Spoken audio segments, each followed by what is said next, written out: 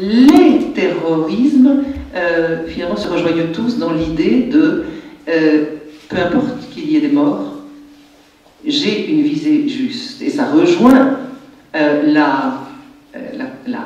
l'impératif éthique. Et Camus dit, une cause se déshonore elle-même si elle utilise n'importe quel moyen. Cela veut dire la fin ne justifie pas les moyens, et il dit même, c'est peut-être les moyens qui justifient la fin. C'est-à-dire, c'est comment l'on marche dans la défense d'un but qui justifie peut-être ce but-là, et non pas l'inverse, puisque tous les cynismes d'État se basent sur la fin justifie les moyens.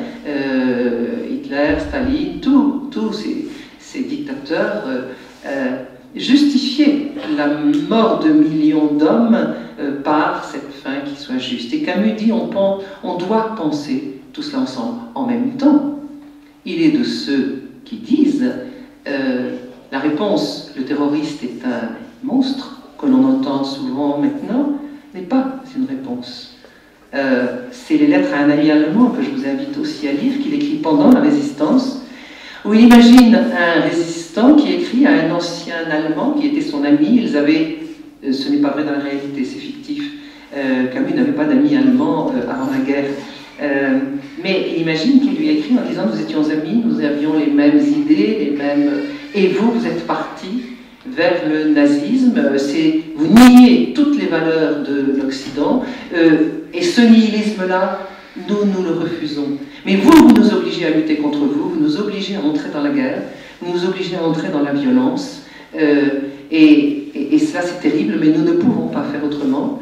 Cela dit, pour autant, nous n'entrons pas dans n'importe quel terrorisme aveugle, mais surtout il dit, quel que soit l'avenir, et vous avez perdu, vous aurez perdu, dit-il à ce nazi, je vous garderai le beau nom d'homme.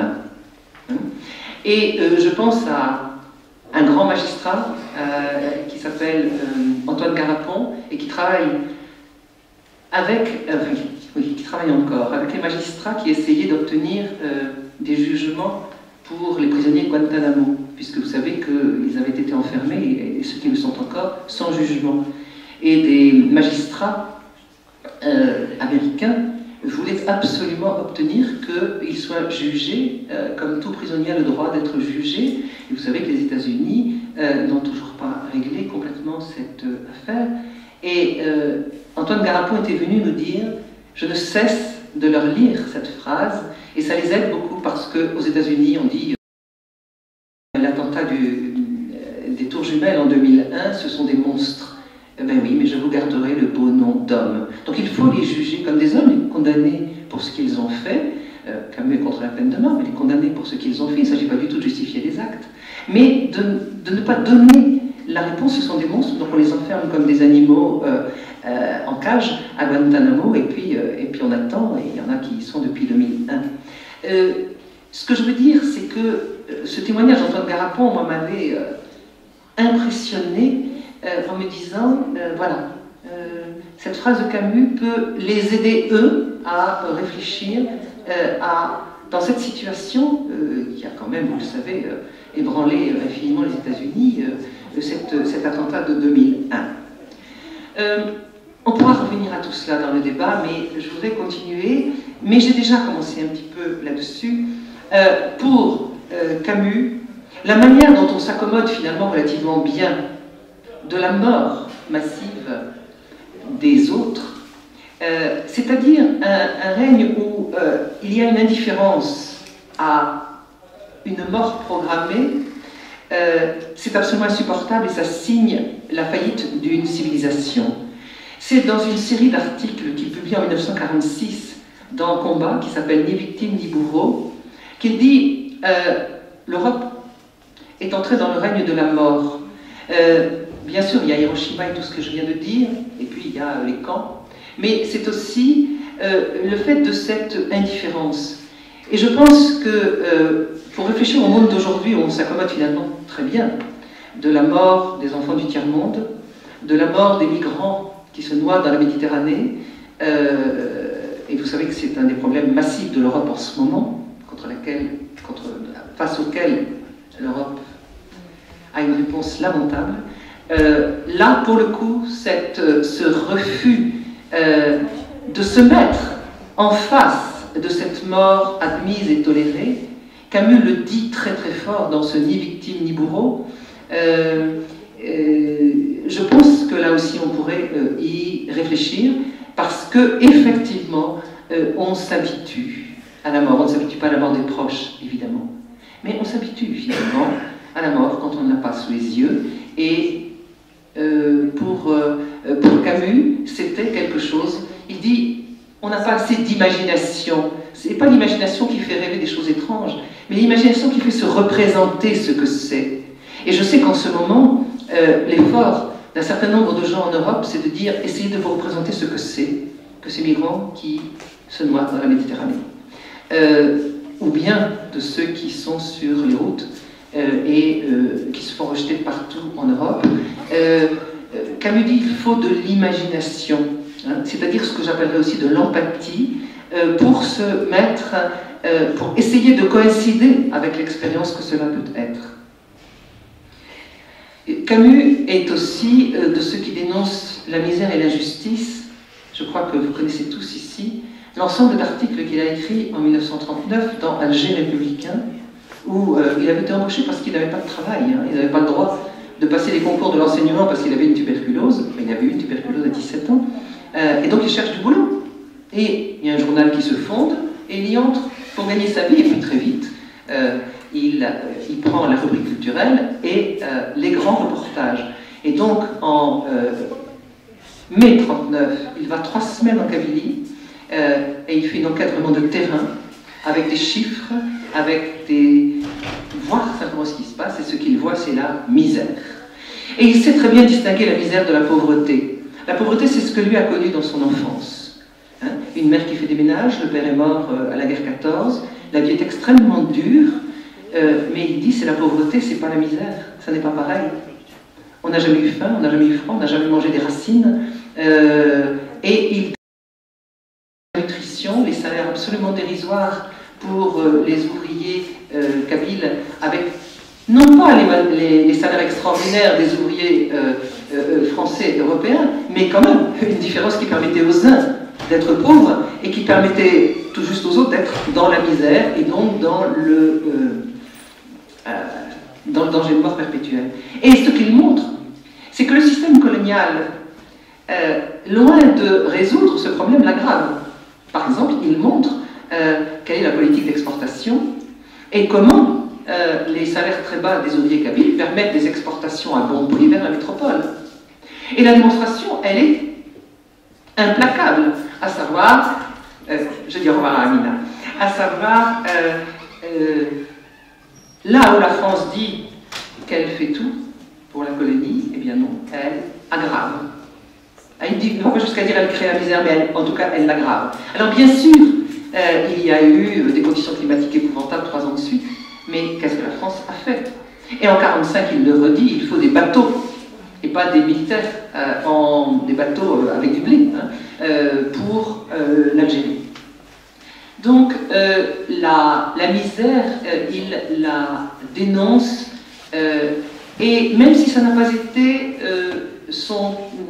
comment dire, dans ses luttes principales, il s'est plus engagé contre l'oppression, mais cette dénonciation de l'écrasement, alors aussi, hein, de la classe ouvrière, c'est-à-dire tout ce qui empêche l'homme de s'épanouir, déjà vitalement, mais aussi ensuite intellectuellement, et puis dans tous les aspects de sa vie, tout ce qui empêche l'homme de devenir pleinement humain, de développer toutes ses capacités. Camus est quelqu'un qui croit profondément au développement grâce à l'école. Tout cela, il l'attaque profondément parce que pour lui, le développement de l'homme, c'est la base du respect de l'homme. Ce qu'il dénonce aussi, et Dieu sait, alors bien sûr je ne m'arrête pas sur tout ce qu'il pourrait, encore une fois je ne sais pas ce qu'il dirait, mais comment l'injustice épouvantable du monde actuel, avec le fossé qui se creuse entre les pays pauvres et les pays riches, le ferait réagir à un niveau, encore une fois éthique, mais aussi à un niveau politique. Hein, parce que ce ces situations-là, ce sont des situations qui sont porteuses de violence en germe. Il dénonce aussi, et là je vous assure que je pense à la France, les mensonges des dirigeants et des médias. Camus est de ceux qui, pendant la Résistance, ont espéré qu'après la libération de la France, ce serait une autre France. Et vous savez qu'on a un programme du Conseil national de la Résistance, programme social, programme politique, et si ce programme, même la moitié de ce programme avait été suivi, l'histoire de France serait totalement différente aujourd'hui. Et quelquefois, on revient à ce programme, et ils ont cru qu'effectivement, les choses ne reprendraient pas comme avant. Et très vite, et ça on le voit dans les articles que Camus écrit dans Combat, très vite, lui, mais il n'est pas le seul, se rend compte que les choses reprennent comme avant. Et que donc, d'une certaine manière, le sacrifice des résistants pour libérer la France, mais pour inventer une autre France, aurait peut-être été vain. Il dit qu'il faut passer de la résistance à la révolution. Mais comment définit-il la révolution? C'est la morale dans la vie politique. Et la première morale de la vie politique, c'est la vérité des dirigeants et des journalistes par rapport aux gens, par rapport au public. Et il voit très vite que reprennent les mensonges de la classe politique, que reprennent le n'importe quoi des médias. Il dit la prostitution des mots dans les médias.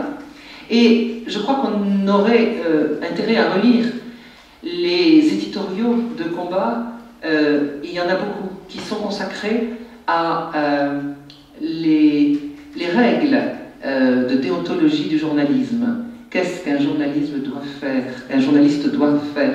Comment respecte-t-il son public? Comment cherche-t-il la vérité? Comment, comme on dit, ne se paye-t-il pas de mots, hein? Et là, très vite, il s'aperçoit que ce qui reprend le dessus, c'est le règne de l'argent, y compris dans le journal dont il est le rédacteur en chef, puisque en 1947, ce journal est quasiment en faillite, et est repris par des décideurs qui, eux, ont de l'argent et qui imposent une autre ligne. Camus s'en va. Donc, si vous voulez, ce qui reprend, c'est le règne du mensonge, c'est le règne de l'argent, et tout le monde se tait. Hein, et on reprend comme avant, et pour lui, c'est le désespoir. En France, on reprend comme avant, et au niveau international, c'est la guerre froide. Là, on avait pu espérer que sur la fin de la guerre, il croyait beaucoup à l'Europe. L'Europe pourrait se construire dans le respect des peuples. Et donc, il y a chez lui un réel désespoir de voir que les espoirs de la résistance n'ont pas été suivis des faits.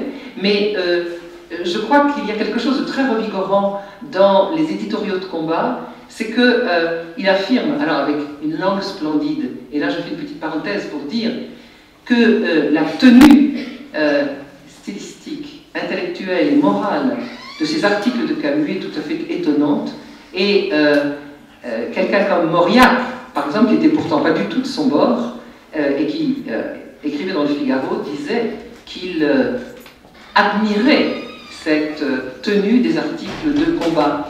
Et nous avons à la Société des études camusiennes un vieil ami qui avait 17 ans au moment de la... Donc il s'est engagé dans la résistance à 16 ans, et donc il avait 17 ans au moment de la libération, et il dit, il me dit, tu peux pas t'imaginer, on ouvrait Combat tous les jours, et ça nous donnait la pêche, pour dire les choses familièrement, de lire l'éditorial de Camus. Et quand j'entends ce vieux monsieur extraordinaire, Paul Vialanais, nous dire cela, et que je lis ensuite les textes, effectivement j'y retrouve cette espèce de force et d'énergie, malgré les craintes qui au fil des mois et des années s'accumulent.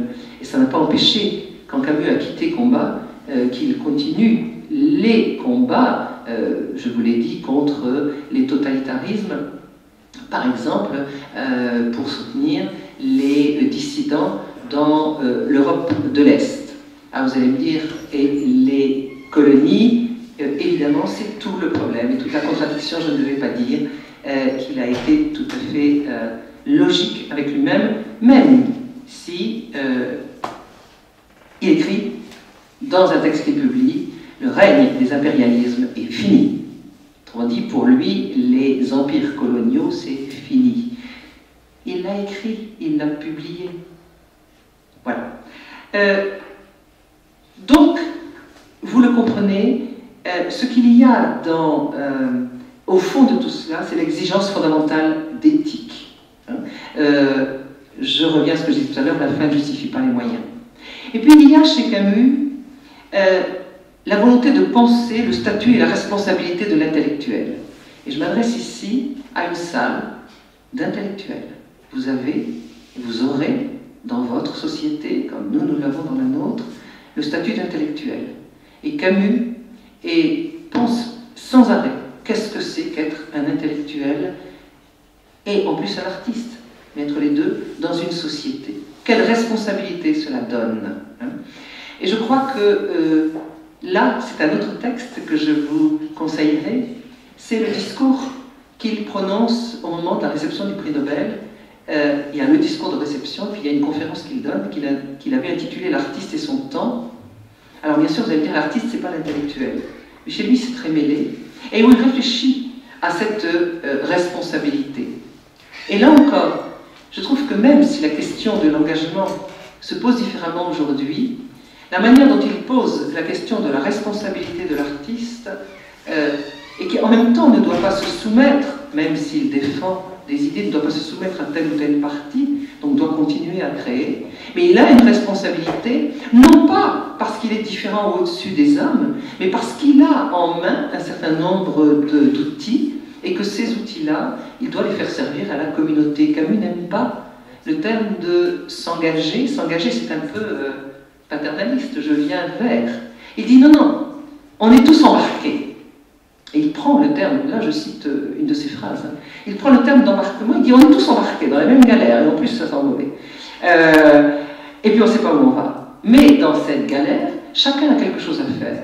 Et les artistes, on a à créer, les intellectuels, on a à penser, d'autres auront à bâtir, d'autres auront... Bon. Mais tous, on a quelque chose à faire, mais on est tous dans la même galère. Et je crois que ça c'est très très important. Sur sa manière de penser le statut de l'intellectuel, il n'est pas supérieur, simplement il a eu la chance d'acquérir d'autres outils. Et ces outils-là, exactement comme l'artisan les met au service de sa création, l'intellectuel ou l'artiste doit les mettre au service de ce qu'il a à créer. Camus se pense rarement comme écrivain, il se pense comme artiste. Et je suis persuadée, je n'ai pas de preuve de cela, que c'est parce que artiste et artisan ont la même racine. Et qu'il a beaucoup admiré dans son enfance, où il y avait beaucoup de petits artisans dans le quartier de Bellecour. Il a beaucoup aimé les regarder leurs gestes, ne serait-ce que le geste de son oncle qui travaillait dans une tonnellerie. Vous savez, quand on tordait le bois pour en faire les tonneaux, il a énormément regardé ces gestes, il les décrit très bien. Et pour lui, ce geste, le geste de l'artiste doit être de même nature que le geste de l'artisan. Et je trouve que c'est une manière de penser le statut de l'intellectuel et de l'artiste dans une société qui est très juste. Alors je vous ai dit aussi qu'on pouvait se servir de Camus pour penser la vie. Camus pose la question du sens. Alors on dit toujours Camus philosophe de l'absurde. L'absurde n'est qu'une étape de son cheminement philosophique. La première, après il y a la révolte. Mais la question du sens, puisque l'absurde c'est l'absence de sens, reste toujours posée. La révolte ne vient pas dissoudre l'absurde. Et pour Camus, que l'on soit croyant ou non, et lui est agnostique, il dit je ne sais pas, mais ne sachant pas si Dieu existe, je cherche comment on va fonder une morale en dehors d'une transcendance. Et il dit tout homme, quelle que soit sa croyance, doit se poser la question du sens et la manière dont il va y répondre. Pourquoi? Parce que l'on croit ou non à une puissance supérieure, on a à exercer sa liberté. Et donc, comment on répond, chacun, à la question du sens? Et même si l'on répond par l'absurde, à savoir que la vie n'a pas de sens, eh bien, il faut chercher il faut réfléchir à la question du fondement de nos valeurs. Même si la vie n'a pas de sens, quelles sont les valeurs sur lesquelles je vais construire mon existence et comment ces valeurs vont me permettre de remplir ma vie. Et là, je reviendrai à son premier essai philosophique, le mythe de Sisyphe, qui est un essai sur l'absurde, et qui se termine sur cette figure mythologique, de Sisyphe, vous savez, celui qui pousse son rocher, le rocher redescend, on ne peut pas faire plus absurde. Et vous savez, cette étonnante fin, sinon vous lisez, il faut tout lire, mais déjà lire les 3 dernières pages absolument magnifiques, où il dit « La lutte vers les sommets suffit à remplir un cœur d'homme, et j'allais dire de femme. 2 points, il faut imaginer Sisyphe heureux. » Ça veut dire que Sisyphe, qui est dans la situation la plus épouvantable, parce que les dieux l'ont condamné à vie, à vie et à mort, pour l'éternité, il a simplement la lutte vers les sommets. Il ne dit pas la lutte contre, il a la lutte pour être le premier, la lutte vers les sommets. C'est-à-dire l'effort que l'on fait pour se dépasser suffit à remplir un cœur d'homme. Il faut imaginer Sisyphe heureux. Alors, je vous laisse lire ce qu'il y a juste avant. Qu'est-ce qui remplit la vie de Sisyphe? Eh bien, c'est l'effort lui-même, mais c'est aussi le contact de la pierre qu'il roule, la montagne, et puis ce moment où il est en haut, où il a poussé son rocher, et où le temps que le rocher dégringole, il est debout et il regarde la nuit.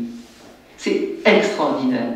C'est-à-dire que l'on peut apprendre à remplir un cœur d'homme avec une situation qui... Pardon, qu'est-ce qu'il y a? Ah, j'ai beaucoup trop parlé, et bien sûr, j'ai quasiment fini, parce que l'autre question, c'est la question qui est posée, merci Chia, qui est posée par le cycle de la révolte, c'est comment vivre avec les autres. Le cycle de l'absurde répond à la question comment vivre soi, Sisyphe est tout seul, Meursault aussi. À partir de la peste, c'est comment vivre avec les autres, la peste, l'exil et le royaume, comment apprendre la solidarité, avec le fondement, la révolte. Quel est son critère? C'est le critère de la validité de la révolte, c'est je me révolte, donc nous sommes. Je me révolte, c'est-à-dire la révolte d'individuel, c'est non, ce n'est pas possible. C'est pas possible ce qui m'arrive, ou c'est pas possible ce qui arrive aux autres. Et à partir de là, donc, nous sommes. La révolte, si elle crée la communauté, ne sera pas mortifère. Sinon, les révoltes deviennent mortifères. Elles peuvent se transformer en révolution et ensuite en régimes dictatoriaux. En France, en 89, ça donne la terreur. En URSS, 1905 donne, beaucoup plus tard, mais quand même, le goulag. Les révoltes individuelles, métaphysiques, j'affirme ma liberté, tant pis pour celle des autres, elles aussi deviennent mortifères. Voilà. Alors, quand même, j'avais dit aussi, lire Camus pour être heureux. Dans Nos, la fin de Nos Atipaza, le premier essai de Nos, c'est « J'avais fait toute la journée mon métier d'homme, qui est d'essayer d'être heureux. » Et je pense que Camus, malgré tout ce que je viens de vous dire, qui est de l'ordre de la lutte, de la dénonciation, du refus de la mort, c'est quelqu'un, et qui pourtant a toujours été affronté à la mort. À 17 ans, on lui a dit « Il se peut que vous mouriez demain a voulu être heureux. Mais être heureux, non pas dans je me cache la vérité, mais être à la fois lucide et heureux. Il dit que c'est ça le métier d'homme. Alors faisons notre métier d'homme. Merci de m'avoir écouté et merci de m'avoir indiqué qu'il était temps pour le dialogue. Voilà.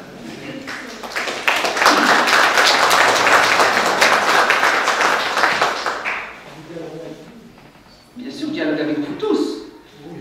Hein, bien sûr. Ah non, mais mon but vraiment, c'était de répondre à vos questions. Je ne voulais pas parler, j'avais dit que je ne voulais pas parler plus de 3/4 d'heure, donc voilà. C'est peut-être un petit peu moins, mais de toute façon, ne vous inquiétez pas, tout ce que je n'ai pas dit, je peux le dire en vous répondant, et c'est ça que je préférerais. Donc, sentez-vous très libre de poser des questions sur ce que j'ai dit, ou sur d'autres choses, et dites-vous tous, et je pense aux étudiants en particulier, aucune question n'est sotte. Donc, n'hésitez pas à la poser, votre question. Je vous attends. Oui. Alors, on a même un micro-baladeur. Non, portez-le, je crois. Ah non, on ne peut pas. Alors, venez. Ouais. C'est carrément assez. Oui. Vous pouvez parler. Piano, elle peut le faire comme ça. Oui. Pourquoi on se sert de Albert Camus et qui se sert d'Albert Camus? Ici, Albert Camus est économique. Comment doit-il répondre? Alors, la dernière question, je n'y répondrai pas. Je ne sais pas comment y répondrai. Et la première, j'avais essayé de dire un petit peu qui récupère ce que j'ai pu constater en France depuis une dizaine d'années, c'est toutes sortes de gens, je l'ai dit, à la fois pour des raisons politiques, idéologiques, parce que ça fait bien de dire Camus est de notre côté, ou de dire Camus avait raison. Donc toutes sortes de gens, je vous dis, des courants de pensée, de droite, plutôt de droite, mais quelquefois de gauche aussi, mais voilà, c'est très varié, je ne peux pas dire un type de personne s'y attaque, et puis c'est très variable suivant les circonstances. Comment vous dire, Camus de son vivant avait dit « je ne suis pas un maître à penser », donc tous ceux qui disaient « moi j'écoute Camus », ils disaient « mais attendez, non, je ne suis pas un maître à penser, j'essaie tant bien que mal de me conduire moi ». Tout ce que je dis c'est, ben voilà, il faut réfléchir et puis essayer d'inventer sa propre vie et d'exercer sa liberté. Je crois que c'est la seule chose qu'il dirait. Voilà.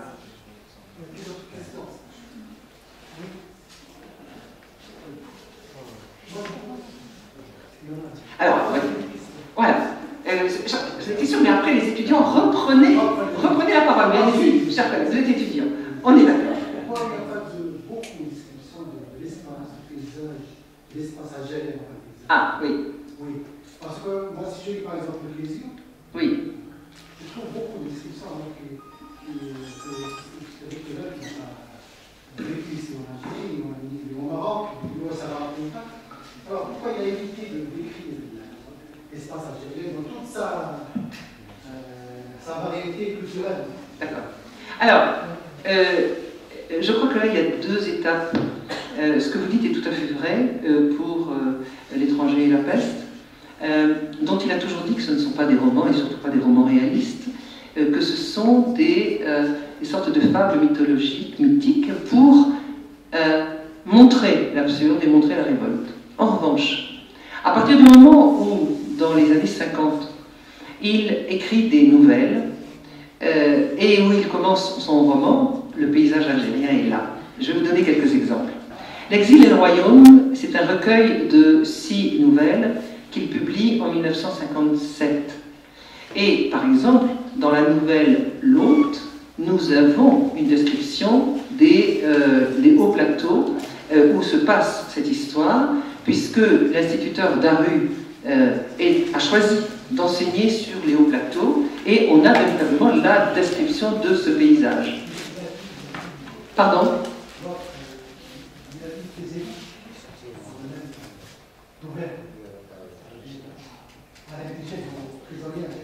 Oui, c'est pas... Non, mais... pas tout à fait. Daru, l'instituteur, ne dit pas... Attendez. D'accord. Alors, je vais d'abord répondre à votre question sur le paysage. Je prends un autre exemple, toujours dans l'exil et le royaume, La femme adultère, où nous sommes cette fois-là dans le sud, nous sommes à la Ouate, et Camus, il était allé pour la première fois en 1952.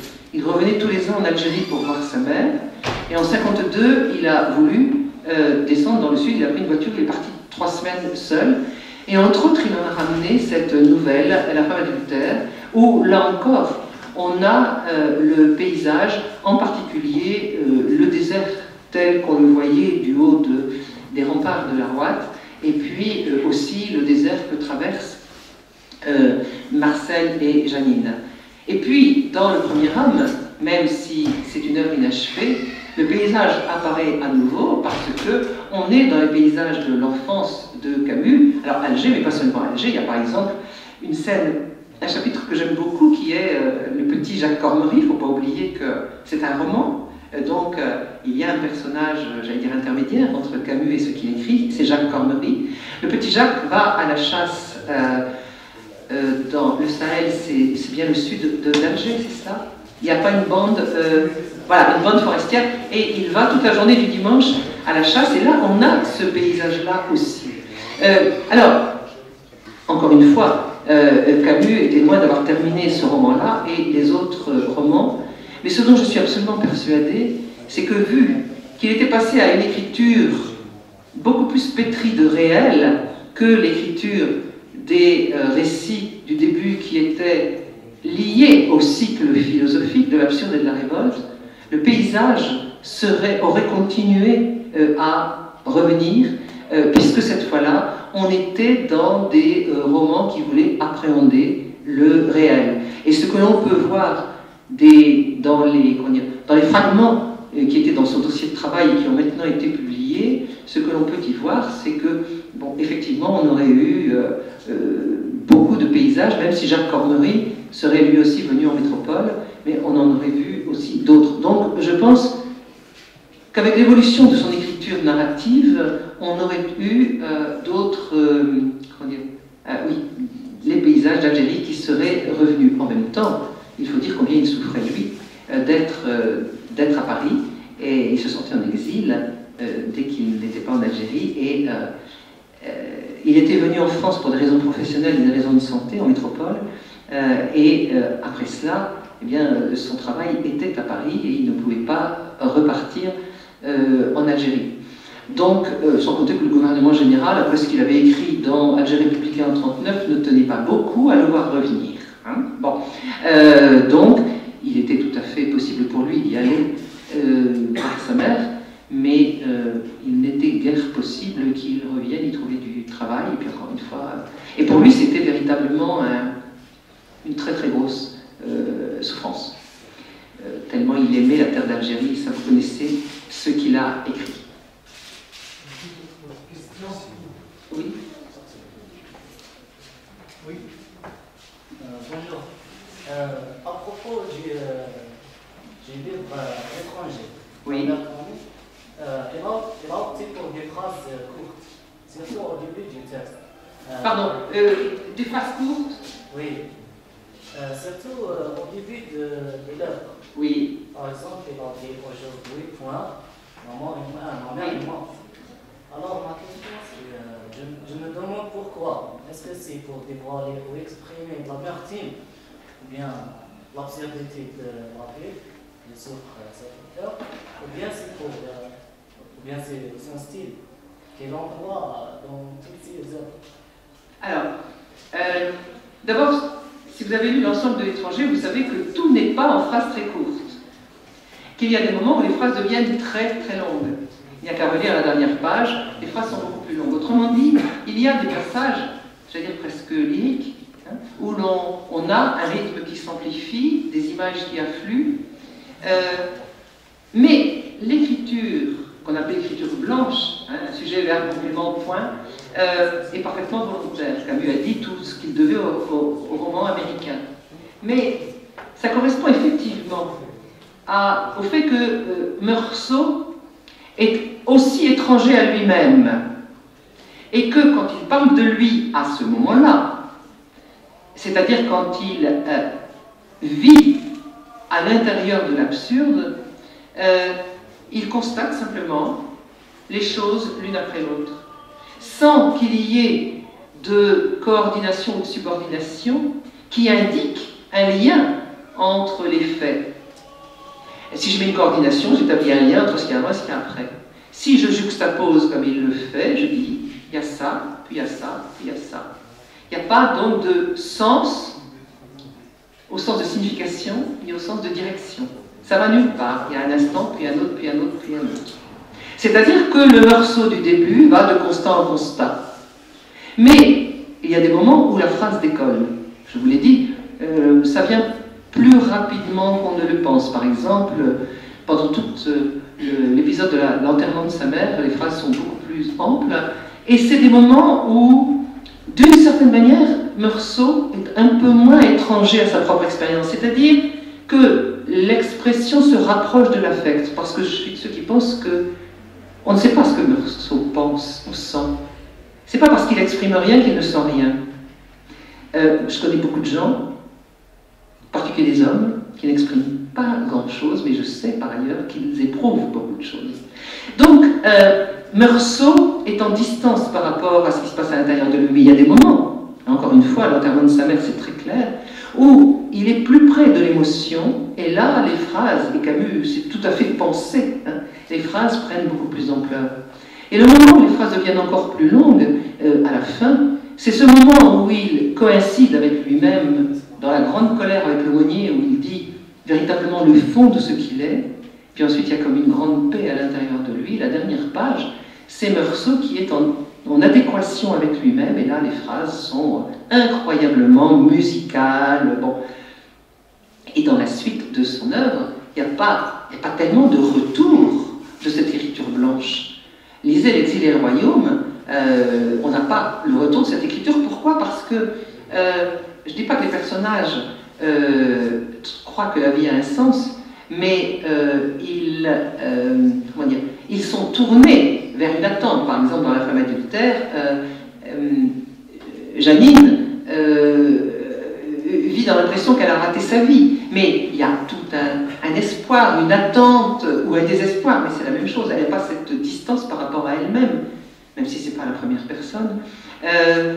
Donc à partir de là, on n'a plus ce style. Autrement dit, c'est très vrai qu'il y a ce style au début d'Étranger, et qui revient, en particulier au moment du procès. Au moment du procès, la distance, elle est entre lui et l'espèce de cirque, excusez-moi, qui se passe dans avec tout le jeu le cérémonial de la justice.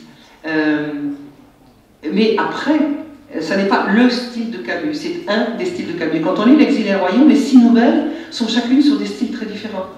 Il y en a une qui est très réaliste, une qui est très humoristique, une autre qui est sur le ton dramatique, et il a varié les manières. Par exemple, quand on lit La Chute, absolument prodigieux, ça devait faire partie de L'Exil et le Royaume, il le publie en 1956, c'est ce qu'il appelle un monologue dramatique, c'est-à-dire il y a quelqu'un qui parle, et qui est censé s'adresser à quelqu'un d'autre, Clamence, et il dit, n'est-ce pas, vous comprenez, mais l'autre ne répond pas. On peut penser qu'il répond, parce que de temps en temps, ah oui, vous me dites cela, etc., mais on n'a que le propos de Clamence.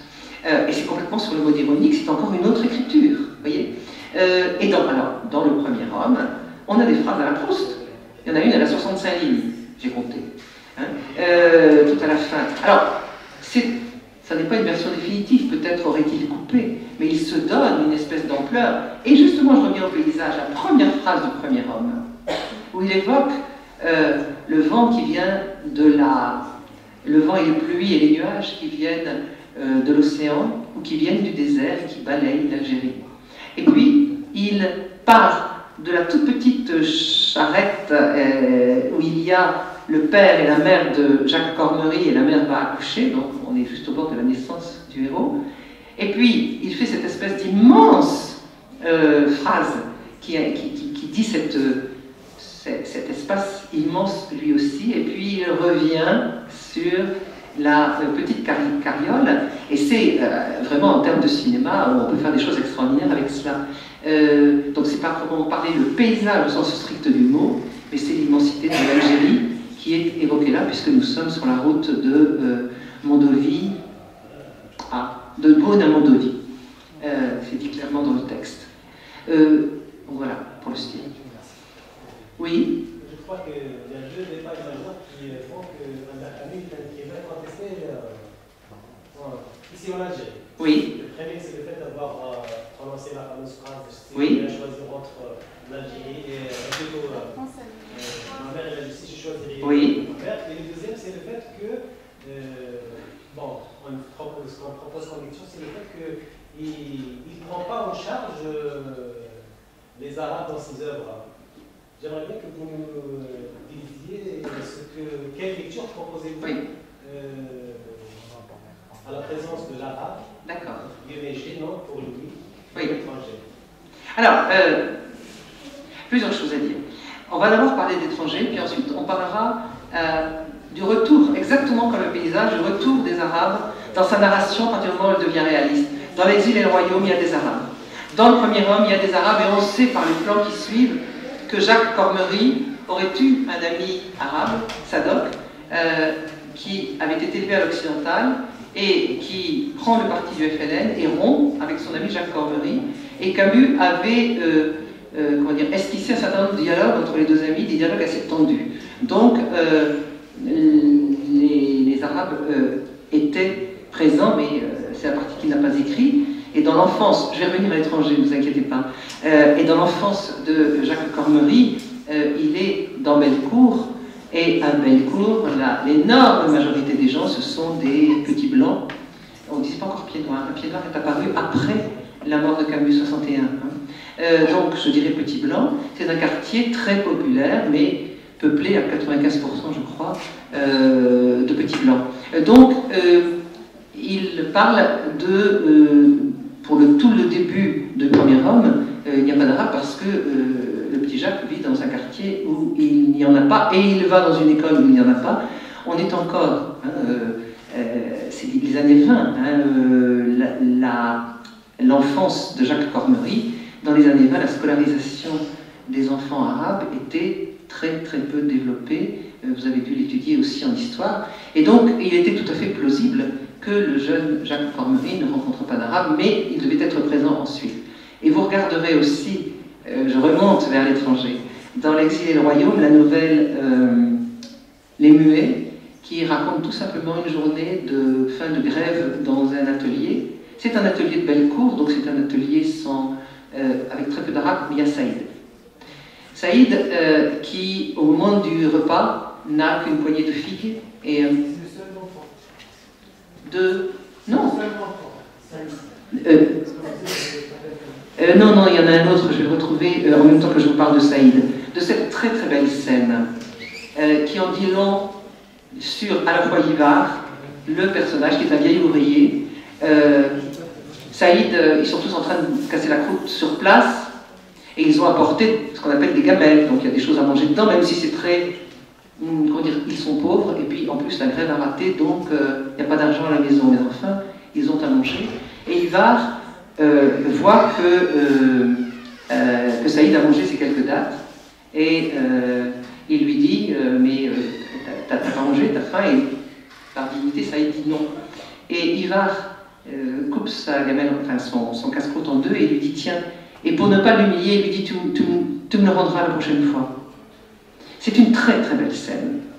De la même manière que, je n'oublie pas l'étranger, que la première scène du Premier Homme, quand Jacques Cormery naît, le père de Jacques s'abrite de la pluie sous un sac avec un vieil arabe, et à l'intérieur, c'est une vieille femme arabe et une française qui aident l'accouchement. C'est en creux le rêve que Camus avait d'une Algérie où, à égalité, les deux communautés auraient pu vivre. Et c'est un rêve dont il sait, quand il commence à écrire Le Premier Homme, que ça ne se fera pas. Alors, ah oui, il est parti. Alors, je ne peux pas causer de l'étranger, mais tant pis pour lui, vous lui raconterez. Il y a quelque chose de très significatif. Avant l'étranger, Camus avait écrit un roman qu'il n'a pas publié, qui s'intitule La mort heureuse, qu'il avait écrit en 36-37, qui était très avancé, qui a maintenant été publié, et qu'il abandonne en disant c'est mauvais. Or, on avait un personnage qui s'appelle Meursault, qui tue aussi quelqu'un, mais qui tue un Européen. Crime parfait, c'est-à-dire que cet Européen avait laissé une lettre disant qu'il voulait se suicider, et il a été facile à Meursault de maquiller l'accident en suicide. C'est donc très significatif que quand Camus reprend la plume en disant « je vais réécrire », il transforme son personnage de Meursault en Meursault, et que cette fois-là, celui qui est tué, c'est un arabe, mais que cette fois-là, ce n'est pas le crime parfait, puisque Meursault est arrêté et jugé et condamné à mort. Ce que Meursault, encore une fois, n'était pas du tout Meursault meurt de tuberculose. Donc, c'est pas la même chose. La mort heureuse, c'est celle de Meursault. Il y a un choix de Camus. Alors, évidemment, ce choix, c'est pas un arabe s'est fait pour être tué. Bien. Alors, à quoi ça correspond? Et à quoi correspond J'ai déjà dû commencer sur l'étranger, Chial, désolé. À quoi correspond, à quoi correspond le passage de la mort heureuse à l'étranger? Si l'on regarde la scène, vous la connaissez tous, du meurtre, il y a d'abord une première bagarre, et la bagarre a été provoquée par l'attitude machiste et raciste de Raymond, hein, qui a tapé sur une femme dont il a dit qu'elle est mauresque, et il a vraiment battu. Hein. Et les frères de cette femme viennent attaquer Raymond pour venger l'honneur de cette femme. Bien. Et c'est là-dessus que démarre l'opposition.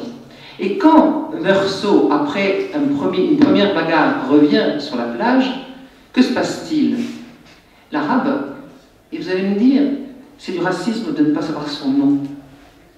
Mais, encore une fois, c'est une Algérienne qui me l'a dit, mais comment il le saurait? Le nom d'arabe, il ne le connaît pas. Bon, Raymond connaît le nom de cet arabe, mais Raymond est tellement raciste que jamais il appellera un arabe par son prénom. D'accord? Et vous le savez combien la dénomination dans l'Algérie coloniale a changé les noms des Arabes. Bien. Donc, Meursault revient et l'arabe est où? Il est à l'endroit où on est bien sur cette plage, c'est-à-dire à l'ombre et près de l'eau, alors que partout ailleurs c'est l'enfer. D'accord? Parce qu'il fait chaud. Et vous êtes bien placé pour savoir comment, quand il fait chaud, il fait très chaud. Et il me semble que Camus donne ici une image de la tension coloniale, c'est-à-dire la coexistence des deux communautés. Elle est forcément source de tension. Pourquoi? Parce que le lieu agréable est pour moi la source, et l'ombre représente toute l'Algérie. L'arabe il y est, mais le français il voudrait y aller parce qu'il est écrasé de soleil. Et ce que Camus dit ici, c'est pas on peut tuer un arabe, c'est la situation coloniale est telle qu'elle peut toujours engendrer le meurtre. Toujours. Alors maintenant, vous allez me dire, Meursault a l'air de s'en fiche complètement. Non. Il ne faut jamais oublier le donc. Et là, il faut regarder le texte de près.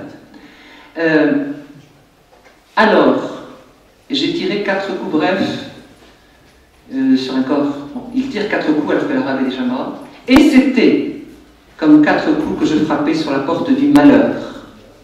Quand on frappe à une porte, c'est pour entrer.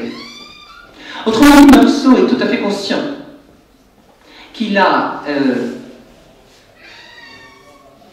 fait quelque chose d'irréparable et qu'il entre consciemment dans le malheur et qu'il doit y entrer. Et dans la suite, Meursault ne dit jamais c'est pas juste. Pas une fois, il ne dit ma condamnation n'est pas juste. Il dit l'exécution capitale c'est épouvantable. C'est pas pareil. Mais il ne dit pas c'est pas juste. Nulle part. Vous remarquerez. Alors vous allez me dire le jugement escamote l'arabe. Mais c'est vrai. Mais là, c'est une attaque de la justice coloniale. Parce que, et vous le savez mieux que moi, dans la justice coloniale, la mort d'un arabe, ben, ça ne comptait pas. Et vous le savez comme moi, que des Européens qui avaient tué des Arabes ont été acquittés. Et donc, quand on dit souvent, finalement, il ne s'agit pas d'Arabes dans le procès, c'est vrai. Et c'est comme ça que fonctionnait la justice coloniale. Mais Meursault, jamais il ne dit c'est pas juste. Jamais. Et encore une fois, c'est contre, et là c'est l'autre combat de Camus, celui contre la peine de mort, et c'est contre cette torture qui est l'attente de l'exécution capitale que Meursault réagit. Donc si vous voulez, pour moi, et excusez-moi de prendre le contre-pied, ce livre n'est pas du tout un livre raciste ou colonialiste, c'est un livre qui dit comment Camus perçoit cette tension finalement mortelle entre les deux communautés. Et il redira la même chose mais autrement dans Le Premier Homme. C'est-à-dire qu'au lieu de ce rêve du premier chapitre, qui est un peu le rêve qu'il faisait pour l'Algérie, mais il n'était pas le seul à vouloir une Algérie plurielle. Et je viens de faire un gros travail, la charte de la Soumam le disait, que l'Algérie serait pluriethnique et plurireligieuse. Donc ils sont beaucoup à l'avoir pensé et espéré. Et ce que j'ai dit un jour au Kosovo, je le redis aussi en Algérie, deux communautés sur une même terre, ça n'est pas toujours possible, mais c'est ce que quand même arrivé. Je l'ai dit au Kosovo, je me suis fait sortir de la salle, parce qu'il y avait des Arabes, des Albanais et des Serbes dans la salle. Ce que je veux dire là, c'est que Camus était conscient que c'était une situation intenable et grosse au sens de... qui ne pouvait engendrer que de la violence meurtrière. Et je crois que dès 1939, il savait que la France n'avait rien fait pour éviter que ça ne devienne meurtrier en Algérie. S'il a soutenu le plan Blum-Violette en 1937, et qui était pourtant un tout petit changement dans le système colonial pour donner la citoyenneté, c'est bien qu'il était de ceux qui pensaient que si la France ne changeait pas de politique en Algérie, c'était la violence mortelle et meurtrière qui l'emporterait. Voilà. Vous m'avez posé la question, je vous réponds. Oui. Pardon, je n'ai pas entendu. Qui? Ah, je croyais que c'était monsieur qui prenait la parole. Oui, allez-y. Bon, toujours dans l'idée concernant l'arabe dans l'étranger. On parle pas de présence de l'arabe, de l'absence de l'arabe. On parle beaucoup plus de l'anonymat de l'arabe. Oui. L'arabe est qualifié d'arabe, la femme est qualifiée de mauvaise. Oui. On dit qu'on ne veut pas connaître l'arabe, mais comment peut-on connaître Roger, l'ami de la maman, à Marengo, dans l'asile de vieillard? Vous avez dit que pour Camus, c'est la présence de deux communautés dans un même espace. Or, en lisant l'étranger, on remarque qu'on ne retrouve jamais un arabe et un européen sur le même trottoir. Il a vu l'arabe sur le trottoir d'en face, l'européen s'arrête à la limite du trottoir. Donc, il faut parler de Camus en Algérie ne peut pas se faire sans parler de l'anonymat de l'arabe dans l'étranger. Bien sûr. Il faut mettre le couteau sur la plaie. Bien sûr. Mais c'est une forme de caractérisation ou bien une forme de déshumanisation. D'accord. Mais quand vous dites la Mauresque n'a pas de nom, c'est Raymond qui ne lui donne pas de nom. Je veux dire qu'il ne faut pas penser que l'auteur et ses personnages sont, comment dire, sur la même position. Raymond, pour lui, encore une fois, machiste et raciste, c'est une Mauresque. Mépris. Elle n'a pas de nom pour lui. Même chose par rapport à l'arabe. Alors vous allez me dire, mais on est dans une logique de récit. Meursault devrait savoir le nom d'arabe? Encore une fois. Mais c'est une Algérienne qui m'a expliqué ça un jour. Comment voulez-vous qu'il le sache, ce nom d'arabe? Alors, j'ai beaucoup discuté avec Kamel Daoud. J'ai une admiration très grande pour lui sur ce problème. Il a totalement raison que la non-domination est une déshumanisation. Mais je crois que dans la logique du récit de l'étranger, et c'est pas pour justifier Camus, il n'y a pas de logique pour que Meursault connaisse ce nom. Maintenant, je crois aussi que ça va dans le sens de la représentativité de la scène. L'arabe ici représente tous les Arabes qui sont en rivalité avec les Européens pour la possession de la terre. Et là, cette terre d'Algérie est représentée par la source et l'ombre, c'est-à-dire le lieu agréable, locus amenus, comme on disait dans l'Antiquité. Donc, il me semble que dire, puisque Camus le montre comme ça, il entérine cette situation, c'est là que je ne franchirai pas ce pas, parce qu'il me semble que la création littéraire ne consiste pas à montrer quelque chose, et parce qu'on le montre, on dit qu'il a raison, mais qu'en revanche, la littérature peut donner une représentation imagée d'une situation. Mais si l'on cherche toujours à dire que le personnage représente l'auteur, je crois qu'on s'interdit de comprendre une bonne partie de la littérature, parce que d'écrire quelque chose n'est pas le justifier. Exactement, c'est le débat qu'on a en ce moment en France. Expliquer quelque chose, ça serait le justifier. Hein, expliquer les révoltes des banlieues, ça serait les justifier. Non, il faut les comprendre. Hein. Et c'est là que je dis, je pense que l'étranger montre une situation, ça ne veut pas dire qu'elle est non terrible. Et cette situation de déshumanisation, le mot est très juste, par la non-nomination, c'est ce qui existait dans la situation coloniale. Et ce que vous dites des deux côtés de la rue qui est parfaitement juste.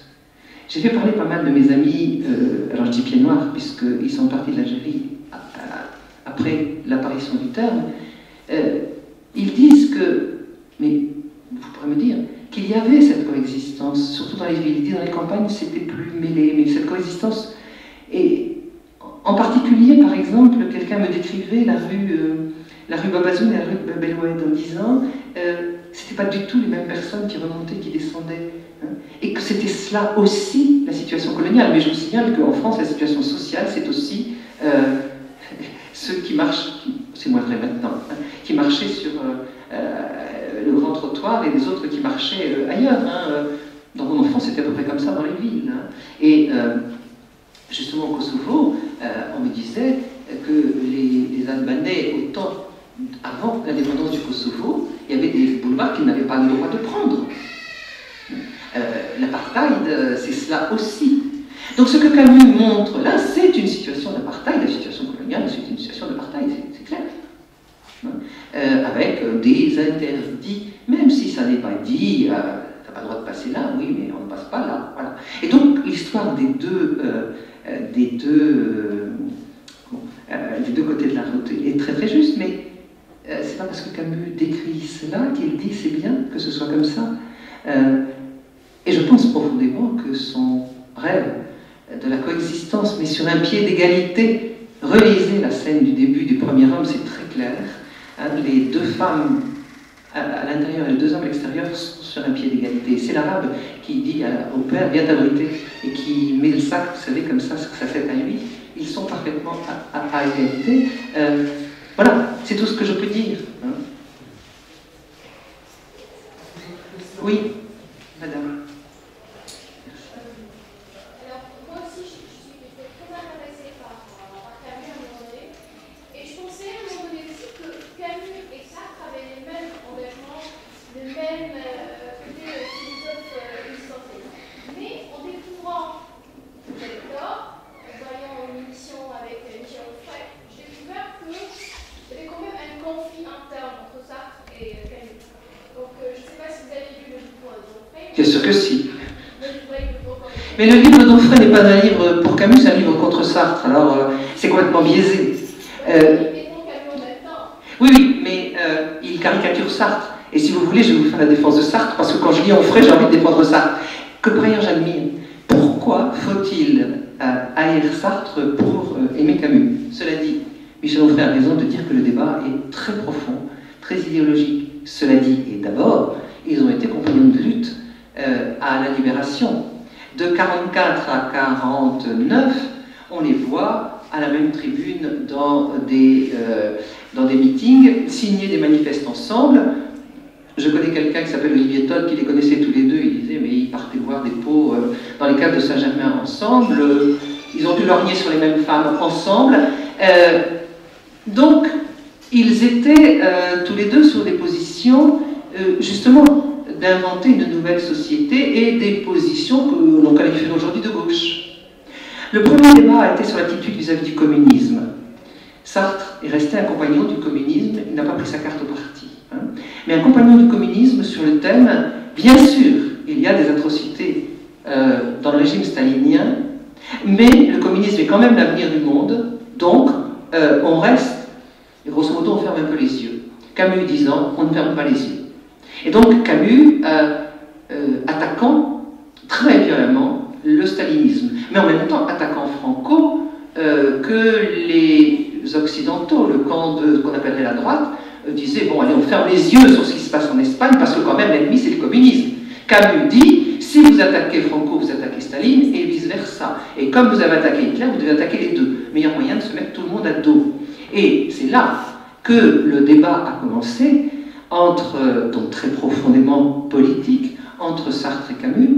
Et quand Camus écrit L'homme révolté, qu'il publie en 1951, il y a une condamnation du communisme en disant la révolte initiale qui a donné naissance au communisme après la chute du tsar en Russie, c'était une révolte extraordinairement positive, sauf qu'elle a donné naissance à une révolution qui a complètement été confisquée par un parti qui prétendait parler au nom du peuple.